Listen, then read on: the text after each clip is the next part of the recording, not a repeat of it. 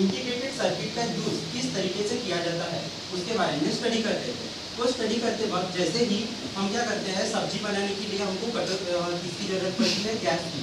वैसे ही हमारा जो भी पावर सप्लाई है वही वर्क करता है, हमको इनपुट प्रोवाइड करेगा कि आगे चलकर वही इनपुट हम क्या कर सके, दूसरी चीजों में कन्वर्ट कर सकते हैं। जैसे हमको कच्चा मटेरियल लगता है और उससे हम सब्जी बना सकते हैं, वो हमको बहुत ज़्यादा टेस्टी लगती है, पर हम वहाँ पर क्या करते जाते हैं, एक चीज़ें ऐड करते जाते हैं, जैसे कि नमक डालेंगे उसमें और बहुत सारी चीज़ें ऐड करेंगे। वैसे ही हम क्या करते हैं, कुछ कंपोनेंट को ऐड करते हैं। वो कंपोनेंट क्या होंगे, तो सबसे स्टार्टिंग में हमारे पास में जो बोर्ड है वो हमको 230 वोल्ट का एसी सप्लाई पावर देता है, और इसमें हम क्या करते हैं, हमारा जो ट्रांसफार्मर रहता है उसको अप्लाई करते हैं।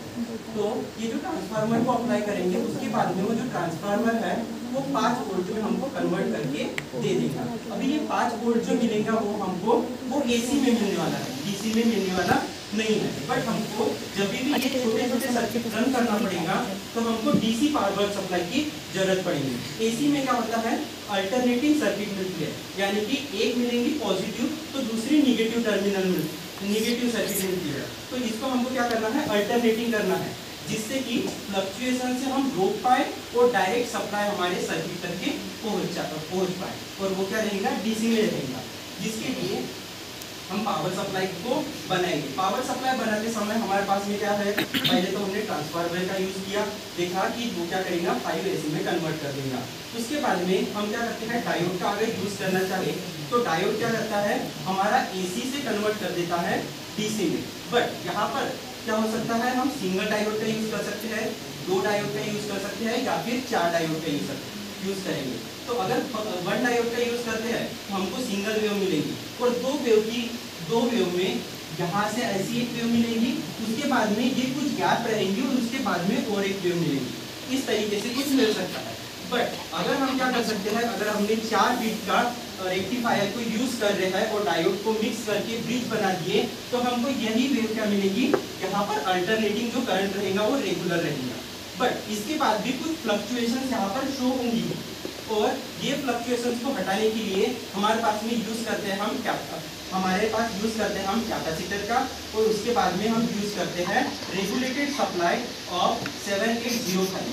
अब आप बोलोगे कि 7805 ही क्यों यूज करते हैं, तो अगर हम क्या करते हैं, अगर 7805 ये बनाया गया है पॉजिटिव वोल्टेज के लिए, अगर हम 78 ये शो करता है कि हमको हमेशा जो वोल्टेज मिलेगा वो पॉजिटिव में मिल रहा है, और अगर यही रहता 7905 तो हमको जो मिलने वाला वोल्टेज मिलता वो निगेटिव में मिल रहा है।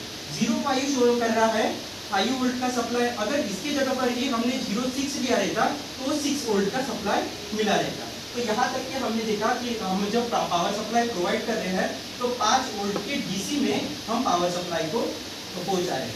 अभी हमारे पास में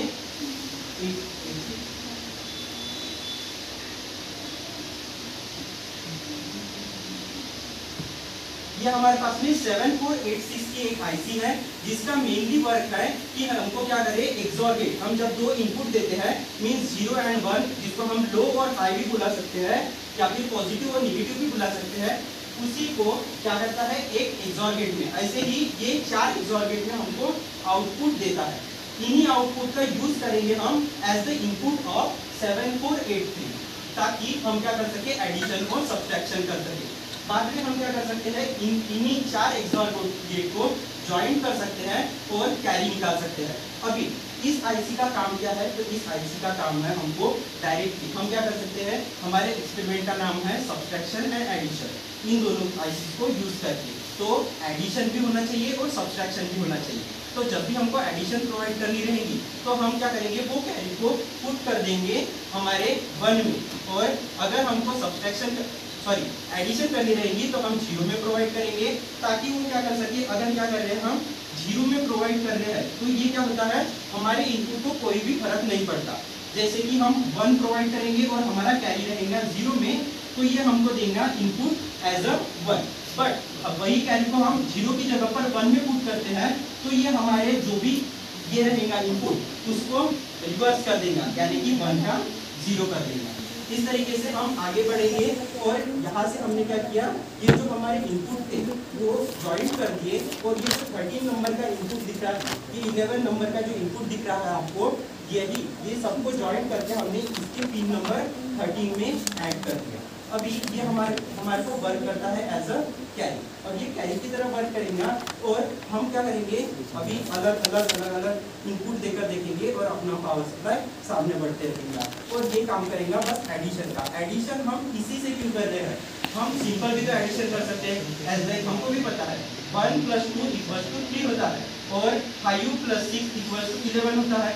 बट हम क्या करते हैं, होता है बट हम इस आईसी का यूज कर रहे हैं क्योंकि ये हमारे को आईसी जो रहती है वो सिग्नल्स में काम करेगी और ये हमारे से बहुत ज़्यादा फास्ट रहता है, एडवांस रहता है। जैसे कि हमने जो एक्सपेरिमेंट करके देखे थे उसमें हमने एक सिंपल रिजल्ट लिए थे जिसमें हमारे पास ये क्या था 0 0 0 1। हमने ये जो इनपुट थे, एक इनपुट यहाँ पर रखे 0 पर रखे, दूसरा हमारे पास में 2 इनपुट मिले थे, एक तो इनपुट मिले थे ए के और दूसरे इनपुट जो मिले थे वो थे बी के। तो हमने ये जो ए के इनपुट है वो एज रखे, जैसे कि इसको हमने रखेंगे 0 में, ये हमने ब्रीड बोर्ड का यूज करके निकाले थे। जो ऊपर की लाइन रखे थे उनमें हमने यानी कि उसको पकड़े थे पॉजिटिव डीसीसी, ये हमको मिला था IC 7805 के जो सबसे लास्ट वाला आउटपुट था उस टर्मिनल से हमको ये प्लस डीसीसी मिला था, उसको कनेक्ट कर दिए थे हमने ये ऊपर वाली लाइन में, जिससे जो ऊपर वाली लाइन है वो पूरी की पूरी +5 वोल्ट की बन गई थी। अभी हम क्या करते थे, जब भी हमको 1 एज अ 1 सिग्नल लगता था तो हम पुट कर देते थे ऊपर वाली लाइन में, और यहाँ से जो ग्राउंड मिलता था ये हमारी 7805 जो थी उसका एक ग्राउंड था जो कि बीच में था।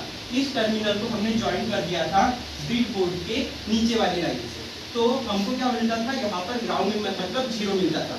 तो हमको 0 चाहिए तो हम क्या करेंगे, ऐसे ब्रीड बोर्ड में जो नीचे वाली लाइन रहेगी वहाँ पर डाल देंगे और 1 रहेगा तो ऊपर वाली लाइन में पुट कर देंगे।